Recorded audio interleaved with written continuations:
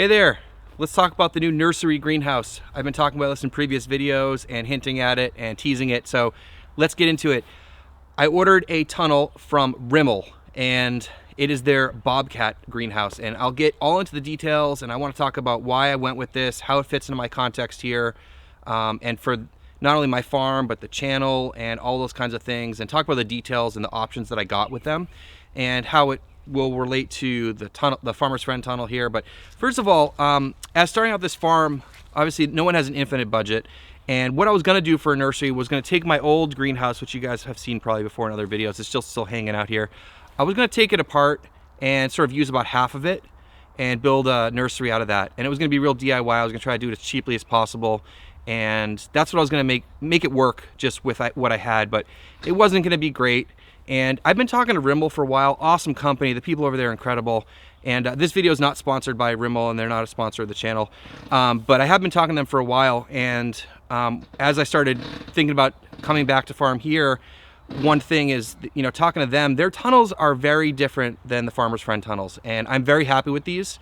And you guys know I have 2 of them, and I'm growing in them. And I decided to go with them for a few reasons, and I'll get into that. But the Rimol tunnels are more permanent. And their build construction is a little bit different, and so not to take away from Farmer's Friend at all, but you know, Farmer's Friend tunnels are very flexible. They're very quick to set up.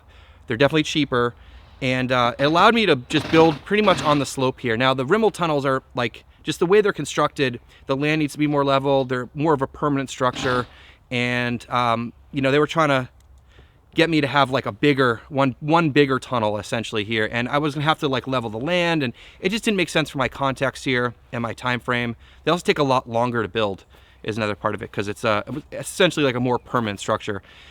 And so I went with the Farmer's Friend tunnels for a lot of those reasons. Also, I thought that for the point of this channel and showing small scale farming, that the Farmer's Friend tunnels made more sense because they're more accessible to people. Even on a homestead scale, you could probably get a 14 by 50 foot greenhouse from or a tunnel from Farmer's Friend for pretty inexpensive. And so I wanted to have that experience here and grow in them because I think this is more applicable to more people. But as I said, I need a nursery, and the folks at Rimol put together something really nice for me, and it wasn't free. They did help me out, but it wasn't free. I did pay for it. And I just want to put that out there. And so what it's going to be, their Bobcat is sort of their entry-level greenhouse, and it's geared towards beginner farmers and like really serious homesteaders and stuff like that. And one thing about Rimol, they're in New Hampshire, and so all of their structures are really built really burly, and all of them have to withstand snow and all that kind of stuff that you get in New England. So it's a different kind of structure.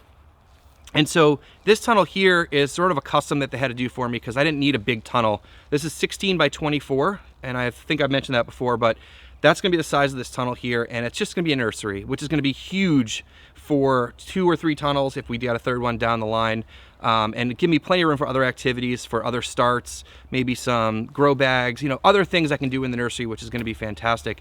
So let me talk about some of the details about the nursery greenhouse that I got, and then I'll show you some of the parts and stuff. I know I did something similar when I got the Farmer's Friend tunnel, and I will take you through the whole process of building here, and hopefully we'll start laying out some of the ground posts today. That's the goal. So it's going to be a double walled, so 2 layers of plastic with a blower in between to help insulate it. It's not going to have roll up sides. The plastic will go all the way down to the sides, down to the ground, and it's going to have automated louvers and fans on a thermostat, so that's how it will be temperature regulated. And so all of that stuff will be wired in through one 120 volt circuit, and I can run an extension cord. So it's going to be pretty easy to set up in that regard. It's going to have one big sliding door on one side, and the other side will be just plastic. So again, it won't be a passive cooling as in like roll up sides, but it'll have that you know, the louvers and the fans in it to get the cooling done. So I'm really excited. It's gonna be really awesome for me to have a more automated nursery where I don't have to be stressing out about temperatures and stuff like that as much as possible. And again, the double wall is going to help quite a bit with keeping it warmer in the cooler temperatures. So anyways, that's what's going on here. I have some of the parts out front. I know I showed you that in the other video a couple videos ago. Let me show you some of the stuff that I just got from them. Well, let's talk about this pile of steel that's over here next to my driveway. And I know I showed this in a previous video, but let's talk about some of the parts here. So this is the channel and the wiggle wire. So that's for attaching the plastic. Hopefully you guys have seen that in other greenhouses. These curved pieces are the hoops on the sides, one for each side, and then they'll get tied together with this piece right here. This angle piece, this is like the top of the ridge here. So that's what those pieces are. These are the ground posts, and there's holes in the top here to mount it together. This is what I hope to work on today, is start getting some of those in the ground. This here is, we got the center purlin, so that's the pipe that goes down the middle.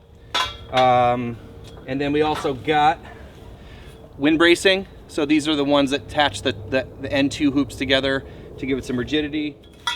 And then we also have the trusses. So these guys go in the middle hoops horizontally up near the top to give that some more rigidity as well. And then the other thing here are this square steel tubing. And what this is for the end walls. And they have a couple different options. One is you can build them out of 2x4s if you want. It's gonna be cheaper for you, but the metal end walls will last a lot longer.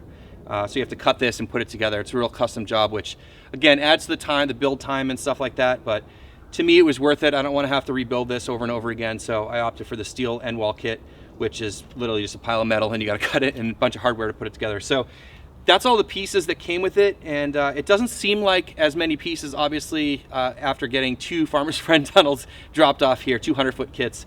So it doesn't look like a ton to me, but I'm sure it's going to take a while.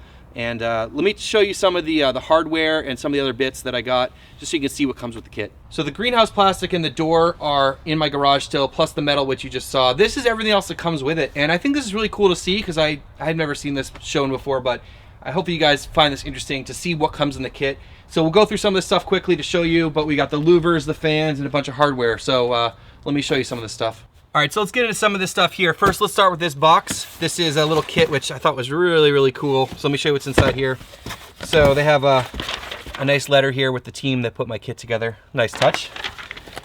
Got the manual, which is very detailed, a lot of information in there. They sent a little apron, which is kind of cool with pockets. You can wear this when you're building it. I thought that was neat. Lots of the little stuff here that you wouldn't really think about with the kit. So some tape, there's like some mason twine, the post driver, a drill bit, a line level, all that kind of little stuff, which was really nice. And I don't know, it was really cool to open this little package here. So let me show you what else is going on here. A lot of these boxes have just a lot of hardware in them. So, you know, brackets, bolts, screws. I don't know, there's a lot of hardware in here. Now that I'm looking at this, it's gonna take a while to put together. There's a lot of pieces.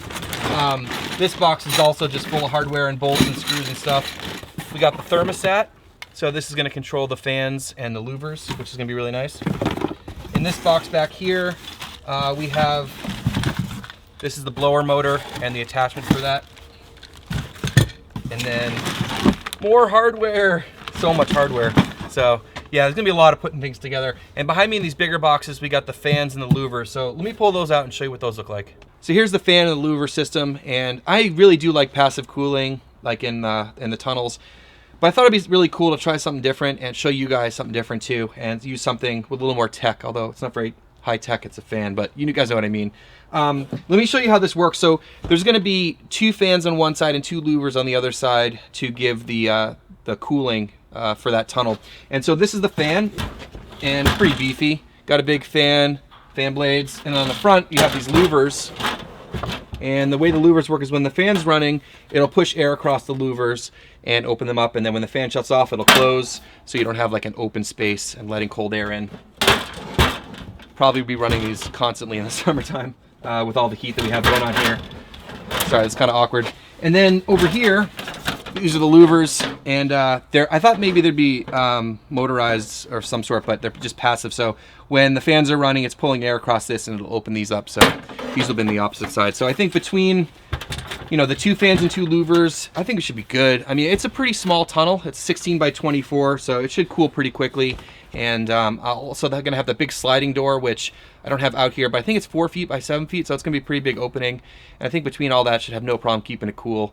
And if it is a problem in the middle of summer, we'll put some shade cloth on it too. But just want to show you some of the hardware here and what we're working with. And yeah, you could probably already see that there's a lot of building and assembling and getting all the stuff set up. So it should be really fun and take you guys along for the ride. Rimol said this should take between 35 to 50 hours total to put this together. So we'll try to keep track of it, but I don't know. We'll see. I think it's going to take a while. There's a lot of parts, and with all this other automation and stuff, and it's also double walled, and I don't know. We'll see how it goes, but yeah, really excited about this, and just want to show you what came with the kit. Starting to lay out where the tunnel's going to go out here, and the way I do that is by marking out the corners. And anytime you're measuring out where a tunnel's going to go or a field block, you want to make sure the corner is in the right place to get started. And the best way to do that is you take your outside dimensions, so in this case 16 by 24, and you measure them out as best as you can. So 16's on the widths and 24 on the lengths here. And then once you have that in place, you measure the diagonals. And if the diagonals are the same and then the opposite sides are the same, you have a rectangle. Can you guys tell I used to be a geometry teacher? Anyways, so that's what we got going on here. We got the corners measured out.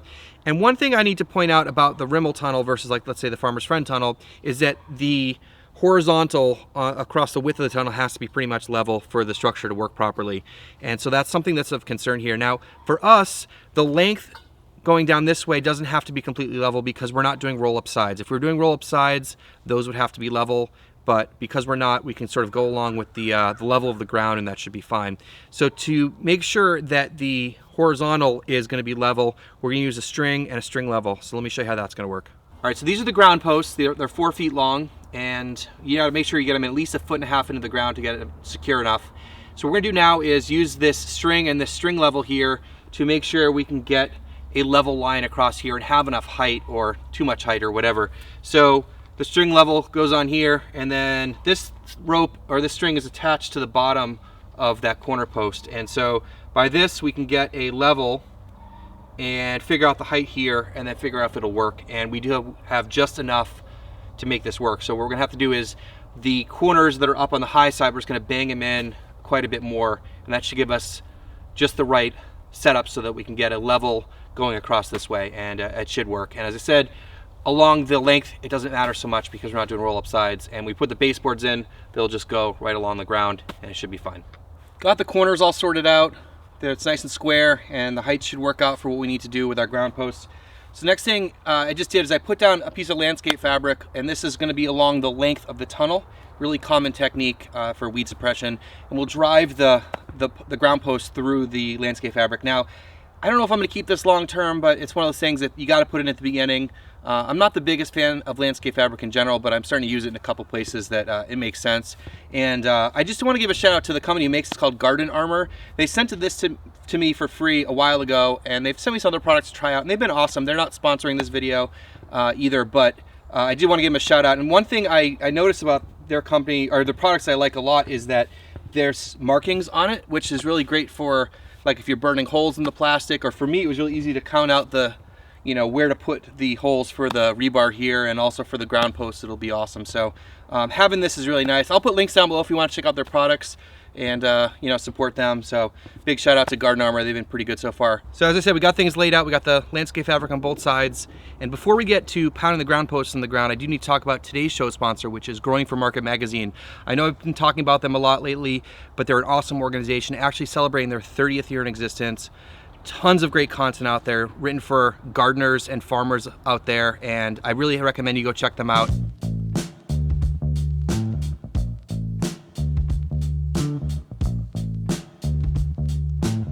We got this one side done, and ran into a few issues, and I want to talk about that with you guys. So you get these 4-foot posts, and they recommend you get them in the ground about 2 feet, or at least 1.5 feet is safe. And what I noticed is after about 2 feet in my ground here, which is very compacted clay, I really had a lot of trouble getting them deeper in the ground. So we actually cut some of them to make them shorter before we started pounding them in the ground. But even so, they give you this tool here to put in the top to hit with the sledgehammer. That way you don't have to mess up the top of the pipe too bad. But once I got further down, I was really trying to push it in. I had this problem where it sort of mushroomed out, even with that tool in there. So what we had to do was then cut off the top and drill a new hole, which is fine, it worked out.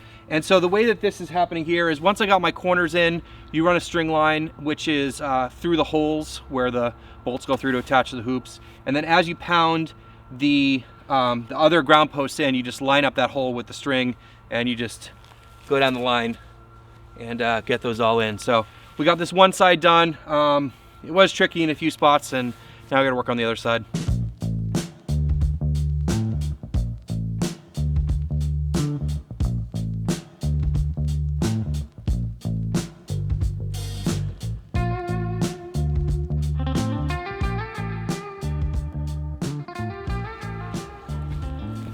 All right, well, we got this all done and I'm really happy with it.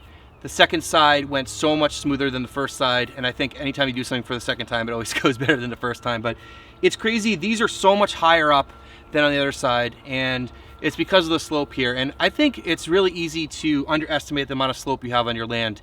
You don't think it's that much, and then you take out the string and the level, and you're like, whoa, that's a big drop. So from what they told me at Rimol, that this is how it should be done. So we have it level from post to post across the horizontal.